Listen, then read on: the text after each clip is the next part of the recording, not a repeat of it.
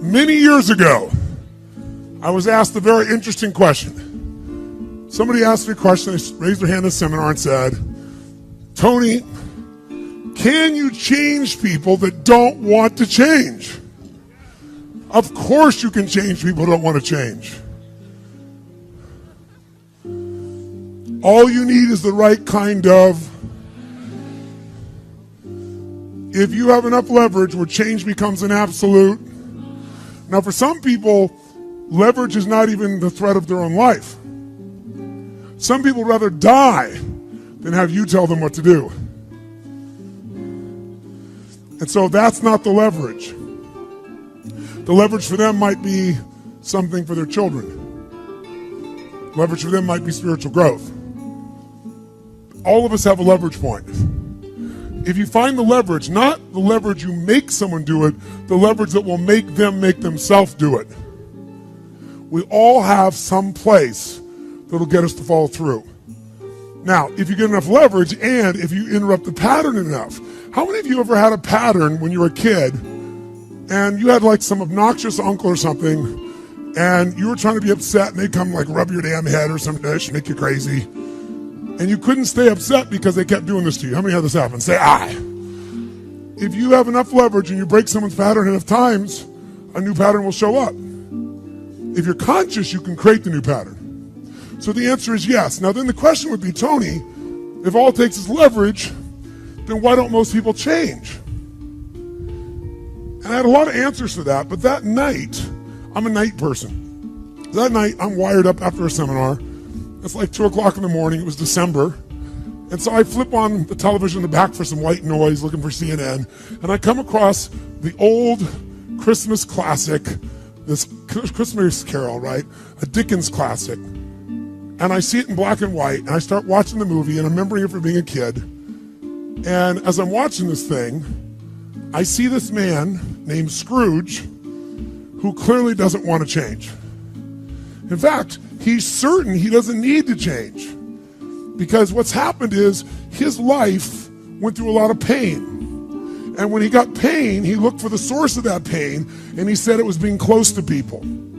So we decided is people equals pain. Remember the red squares we talked about? So now he wants to avoid people. And he's mean to people. Now, he's also very wealthy financially. He makes up this belief that because I'm mean and tough with people, I'm rich. The truth is, he's financially rich. If you watch the movie, you read the story, when everybody else is gone, who's still working? He is. He's hardworking, he's thrifty, he's smart, he's intelligent, but he thinks he's rich because he's mean. So he doesn't want to lose being rich. He doesn't want to lose not being hurt. So he has a belief. Be mean to people and everything works out, even though he's miserable. Can we have beliefs that make no sense and yet still believe them? Yes or no? Sure, we just get wired. So I'm watching this guy. Now, the only way people change is if they associate either enough what? Pain, so they have to change, or they associate changing will equal enough what? And ideally, if you get both, you'll change. If you get, every moment I do this, the pain's getting more and more intense, there's a point where you must change. And if you get, if I change, I get all this pleasure, you're going to want to change. How many follow? But what equals pain and what equals pleasure is what you associate in your nervous system. So what happens is, the only way you create change is changing what you link pain and what you link pleasure to in your nervous system, not just in your head, in your gut. That's what controls you. Lots of times in your head, you know what you should do, but your gut takes over. Your fear, or your greed, or your desire, or your comfort, or whatever. Who knows what I'm talking about here? Say aye. But watch this. How many of you used to have a favorite dessert, or a food, or a form of alcohol that you really, really, really loved? And then one night you had an experience like never before, where something happened, where this food or this drink or this alcohol that you love so much, it went down, but it kept coming back up at a level of intensity and with enough aroma and pain and association that to this day, It takes no willpower just to think of that alcohol or think of the smell of that food or look at it makes you appalled, makes you repelled. Who's had an experience like this in your life? Say I. Tell me what that change was. Was that a change in willpower? No. All that happened is your brain changed what it used to link pleasure to, it now linked pain to. When you link enough pain, it takes no willpower, you're going to avoid it. The problem is some of you are linking pain to things you need, like exercise, right? Or pain what you need, like a relationship, right? And it's the wrong association, but it's going to control your life. Your job is to change what you link pain and pleasure to. So that night, what was pleasure became pain, and now it takes no willpower, you just avoid it. So we call that changing what you associate to things in your nervous system, or for short, a neuroassociative change. In other words, changing in your nervous system, what you associate pain and pleasure to. So, by the way, in this Christmas Carol story, does this man Scrooge change his life? Yes or no? He didn't want to change. Does he change his life a little or completely? And by the way, how fast? In a heartbeat, in one evening. How does it happen? 3 neuroassociative conditioning specialists show up at his house. Right? 3 ghosts show up, and what do? They get him to link a massive, unbearable amount of what? To all the things he did in the past around people. Then they go to everything he has in the present, pain, and everything in the future, pain, till there's so much, there was nowhere to escape. Here's the other reason why people don't change. Because right now, my relationship's in pain. But it was good in the past. So you escape having a change by remembering a good time. Or, I might be coughing and having these problems with cigarettes right now, but you know what? George Burns lived to be 102. He smoked cigars, by the way, and he's 1 out of 10 billion people that pulled that off. But let's not confuse ourselves with ratios. So you make up what the future is. If your present is painful, you can escape to the past and get out of the pressure to change. How many follow this? Say I. Or you can escape to a future because no one knows what it is for sure and you can make it up. But if your brain links it's been painful in the what? Past, in the, and it's even worse in the, it'll change like that. Who here has ever stayed in a relationship that you knew was not right for you? It wasn't right for you, it wasn't right for them. Who has ever stayed in a relationship way too long? Who's done this before? Raise your hand. Say I. It wasn't good for you, it wasn't good for them, yet you stayed. Why? Why? Because even though it's painful in the present, what'd you do? You said, it'll get better over there in the future. Who finally changed? Who here finally changed that? Say I. How'd you do it? Your brain went, it's painful now, it was painful in the past, it's going to be worse in the future, that's it. That's what I call a Dickens pattern. When you lock in pain in all those places, there's no place to escape, so you change. It's like if you put a wall here, and a wall here, and we close them in on you, amazingly, you'll move forward. That's what we're talking about. Giving yourself leverage on yourself that way, not having someone else do it to you, you do it to yourself. That's when you got the power again. How many get it? Say I. This could be the greatest time you ever live if you control what you focus on, if you find a more empowering meaning, and if you decide to model the actions of those who succeeded before you. It can be the best financial time, the best emotional time, the best spiritual time of your life, but you better take control of your state. And if you think you're going to do it just by today, you're wrong. You're going to need to get yourself some rituals. Right now, every one of you in this room is controlled by your rituals. I don't just mean this one. I mean every morning you get up. I know your body. I can look at your body right now, and I can guess your rituals. Some of you, your rituals to work out 5 times a week, I can see it clearly. 4 to 6 times a week, it's obvious. Because you couldn't look like that if you didn't do that.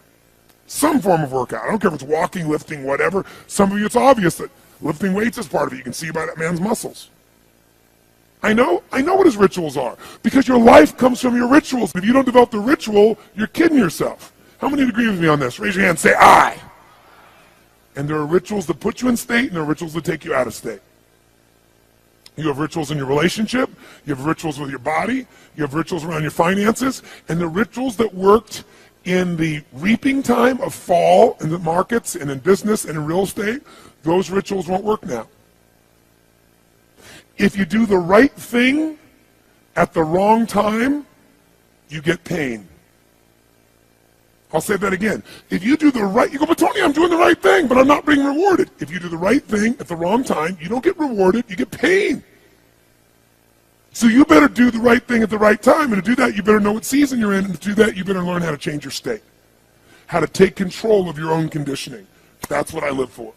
Does this make sense to you, yes or no? Come on, guys, yes or no? So now it's time to train yourself to do that. I'll show you how fast it can change. Try this just for a second. I want to show you what you can do with just focus. Try this for a moment. I'm going to give you a test. Sit up in your chair with some energy. Make sure your buddy next to you is in a strong state. If will otherwise, adjust their state. Come on, change their physiology, whatever they got to do. See if they're ticklish. That might help. Now do this. I want you to look around this room right now and find everything in this room that you can find that is brown as fast as you can. Look for brown, look for brown, look for brown, look for brown. Look around you, look for brown, look for brown, look for brown. Okay, close your eyes. I'm going to give you a test. With your eyes closed now, shout out loud everything you saw that was red. If you see a lot more brown right now than red, say yes. Open your eyes. Look for red now. I want you to really look for red. Look for red, look for red, look for red. Anything you can find that's red, look for red. All around you, look for red. Raise your hand if you found more red this time and say I. Why did you find more red this time? Because seek and you shall. That's right. Whatever you focus on, you're going to find it. In fact, let me tell you something. You'll even find it when it's not there. How many saw burgundy, called it red, just so you could have more things you counted? Raise your hand and say, I, come on. See, whatever you're looking for, you're going to find. So if you want to change your life, my friends, you've got to change your physiology and you've got to change your focus. By the way, how fast can you change that stuff? How fast, my friends? How fast? How fast? Come on. In a heartbeat, once you rechange your conditioning. That's all you got to do. And you can do it fast. You can do it with a question or two. Try this right now. Answer this question in your mind and be honest. What in your life today, if you wanted to be, could you feel proud about right now? If you wanted to feel proud, if you didn't feel like, I shouldn't be proud, if you wanted to feel proud, what could you be proud of in your life today? Your children, your health, your body. Is there a problem you faced? Instead of running from it, you finally stepped up and handled it? What could you feel proud of in your life today if you wanted to feel proud? How many can think of something? And when you think about this thing you're proud of, what about that makes you feel proud? What do you focus on that makes you feel proud? How do you breathe when you really start to feel proud? What's the kind of look on your face that starts to happen when you let yourself feel proud? Yeah. How's that feel?